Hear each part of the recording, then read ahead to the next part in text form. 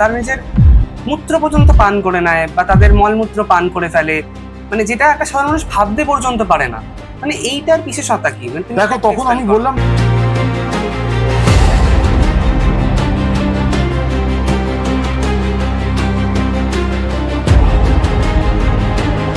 দেখো, অঘোর মানেই হচ্ছে সে অঘোর জানি বলায় সে, কিন্তু শ্মশান সাধনা না করলে সে অঘোর হতে পারে না। মশান দেবতার কথা ভাবছি নাকি আমরা শিবেরই উপাসনা হচ্ছে শ্মশানে? তো মশান দেবতা, মশান দেবী শ্মশানই থাকে।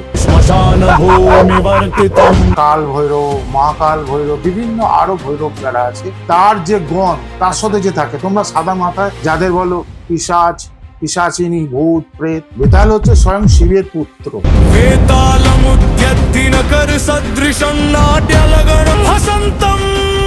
তারপর দেখছি কি, আমি তো এইভাবে ধরেছিলাম কুকুরটাকে, তো কুকুরের মুখও আসেনি, আমার হাতও আসেনি। স্বয়ং ভৈরব যদি আসে, তাকে ক্যাচ করার কি কারোর ক্ষমতা আছে? তুমি শ্মশানে কোনোদিন প্রেত চোখের সামনে দেখেছো? শোনা আছে, তোমার ঘরেও আছে, তুমি দেখে নাও।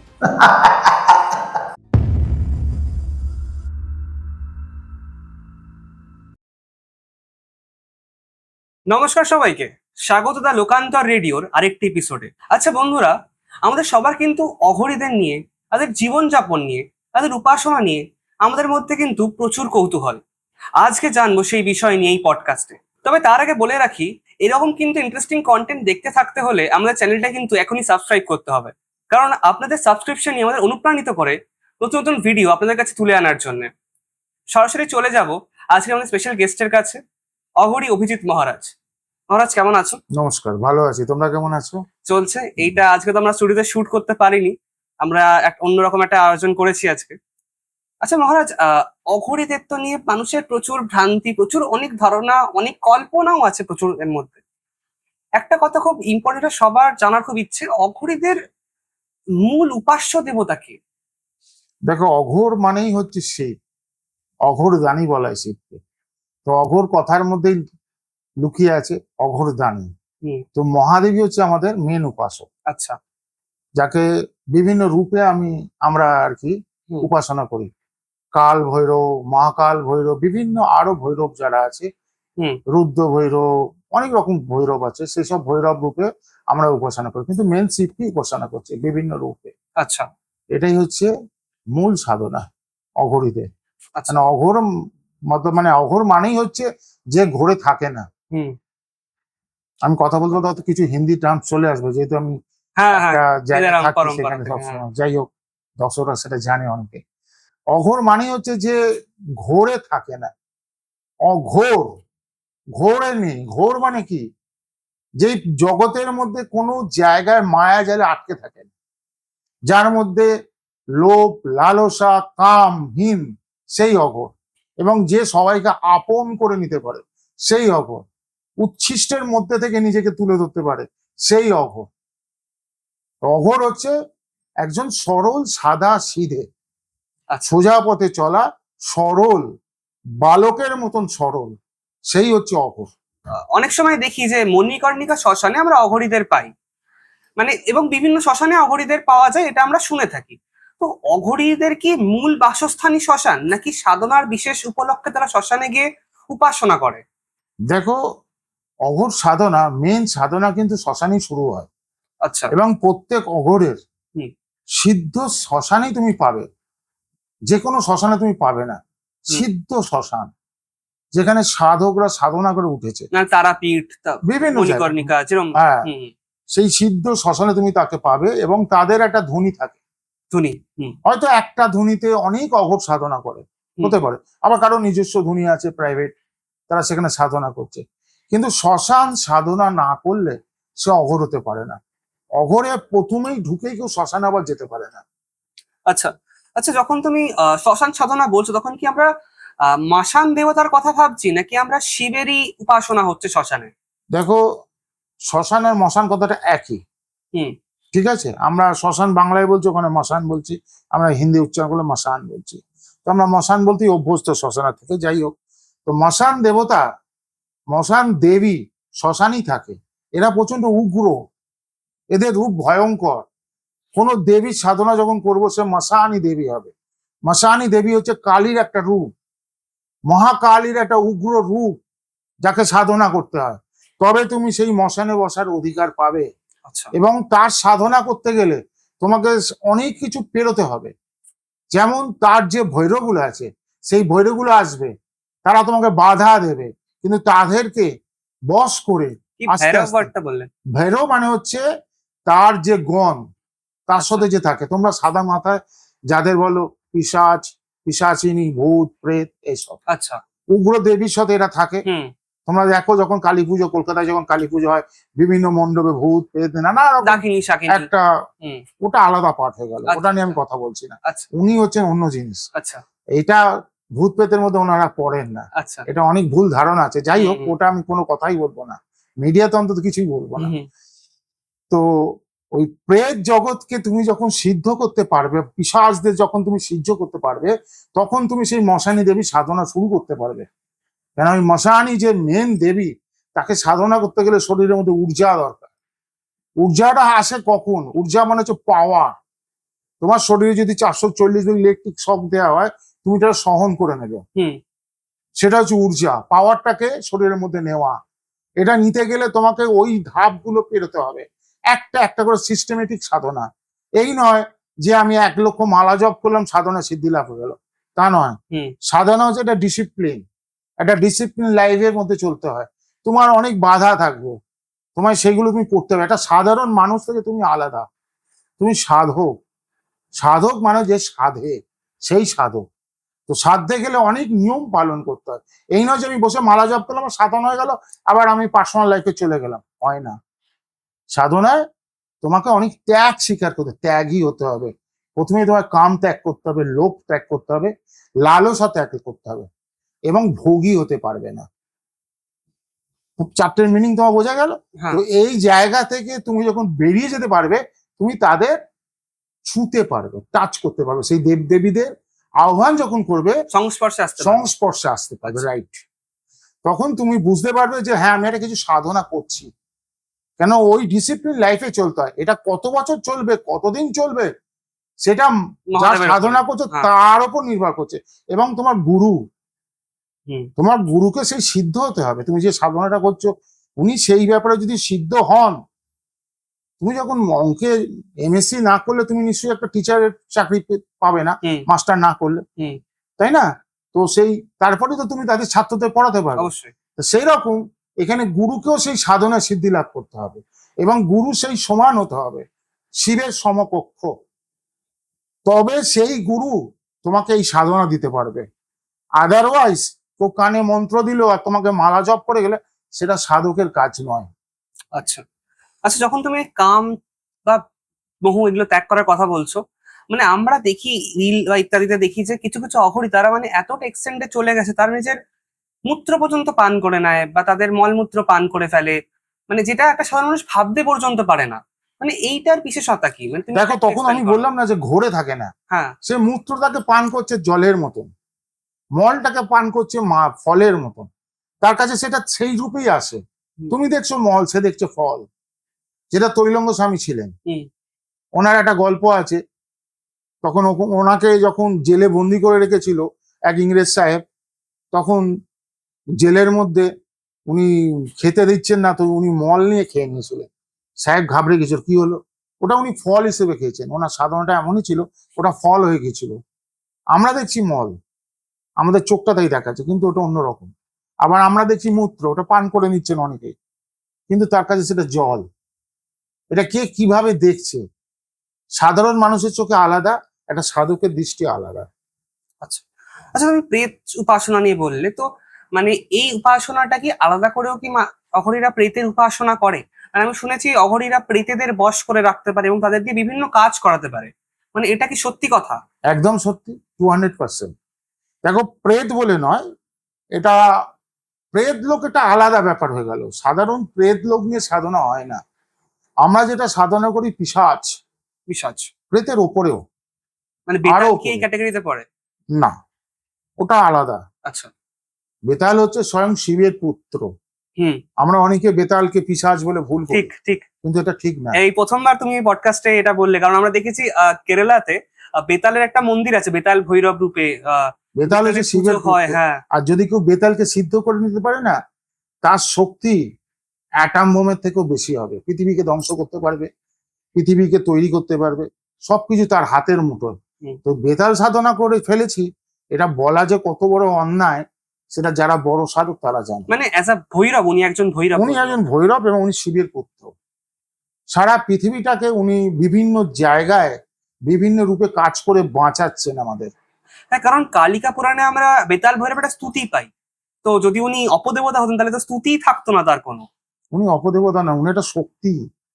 উনি শিবের ডান হাত বলতে পারো, মহাদেবের ডান হাত।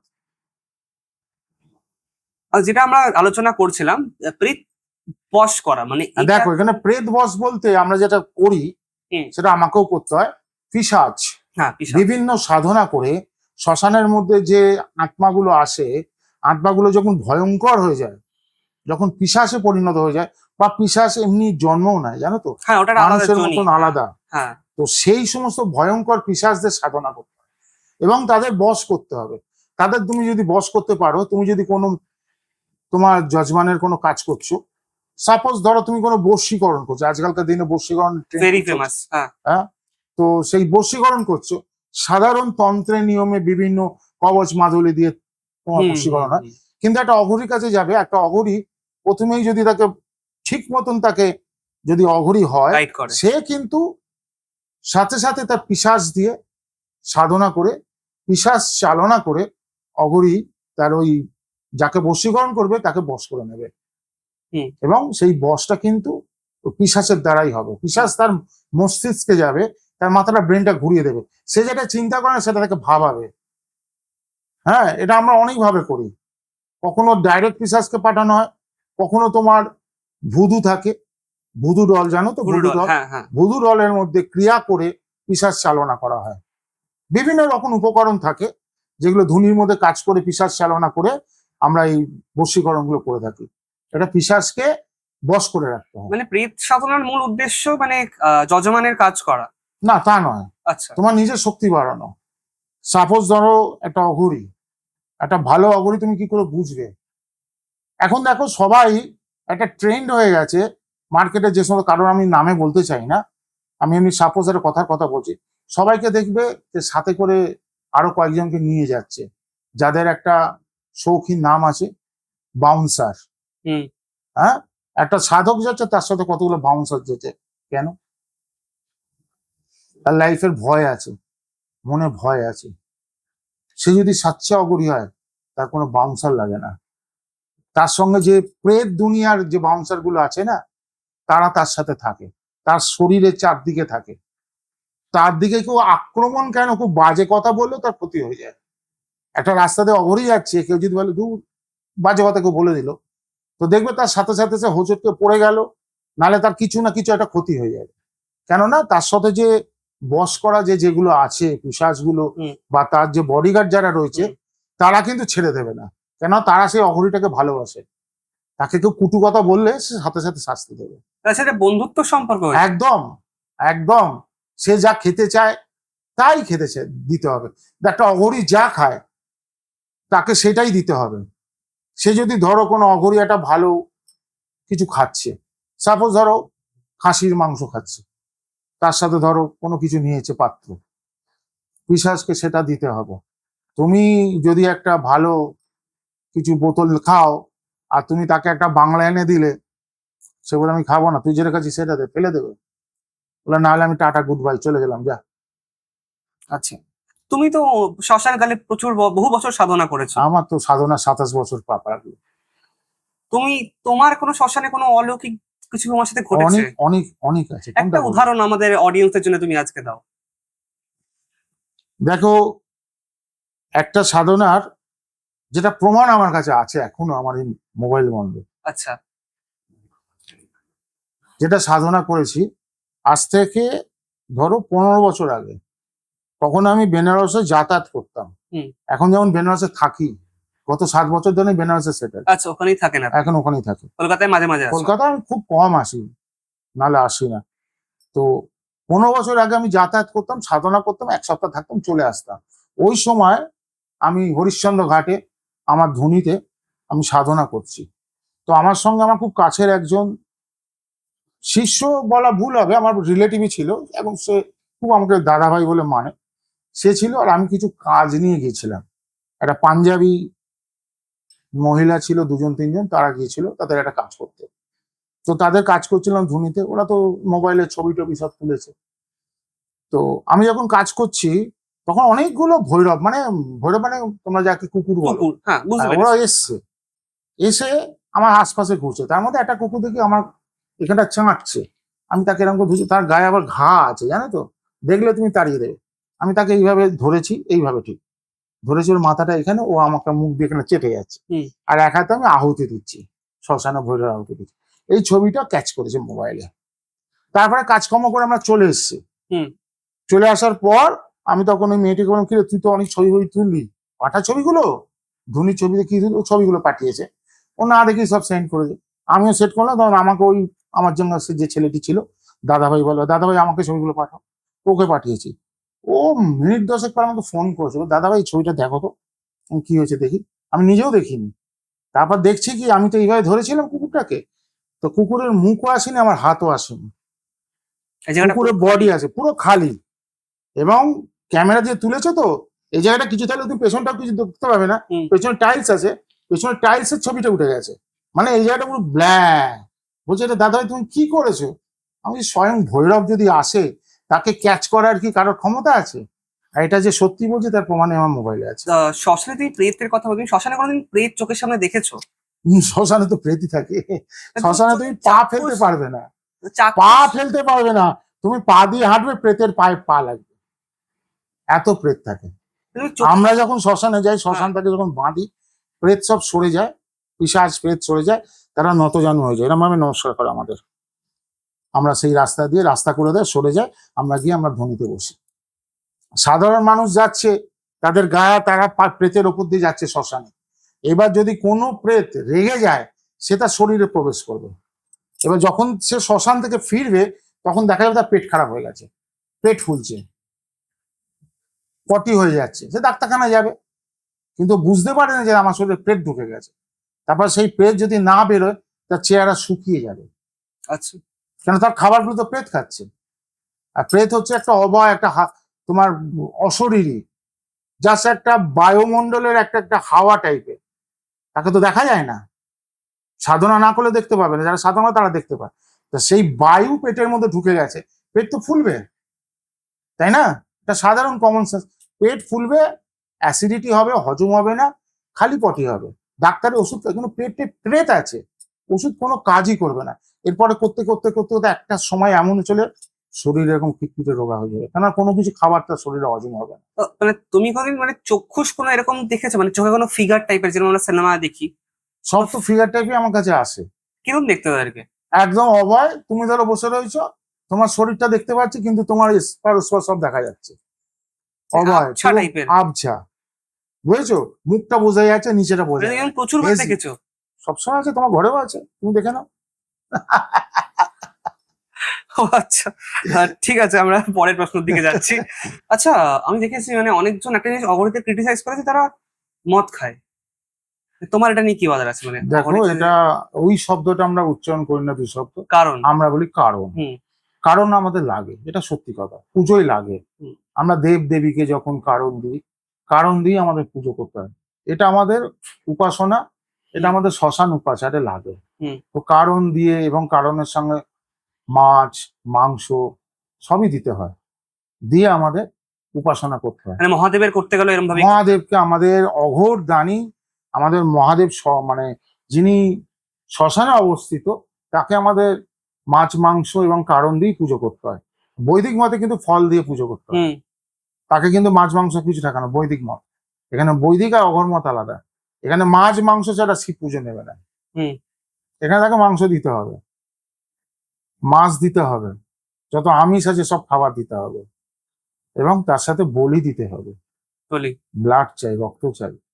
এই উগ্র দেব দেবী রক্ত দিতে হয়, নিজের হাত কেটেও রক্ত দিতে হয়। যদি তুমি পশু বলি না দিতে পারো, সেক্ষেত্রে তোমার হাত কেটে রক্ত দিয়ে তোমার সাধনা করতে হবে। নিজ রক্তে দান করে মাকে খুশি করতে হবে, তবে তুমি এই সাধনায় এগোতে পারবে। আচ্ছা, আশা করি আপনাদের সবার পডকাস্টটা এখনো পর্যন্ত বেশ ভালো লেগেছে। আমরা কিন্তু এটা সেকেন্ড পার্ট নিয়ে আসছি খুব শীঘ্রই। চ্যানেলে লক্ষ্য রাখুন, পরের পডকাস্টে কিন্তু আমরা আরো বেশ কিছু ইন্টারেস্টিং কোশ্চেন জিজ্ঞেস করতে চলেছি। আজকের জন্য এখানেই, ধন্যবাদ মহারাজ।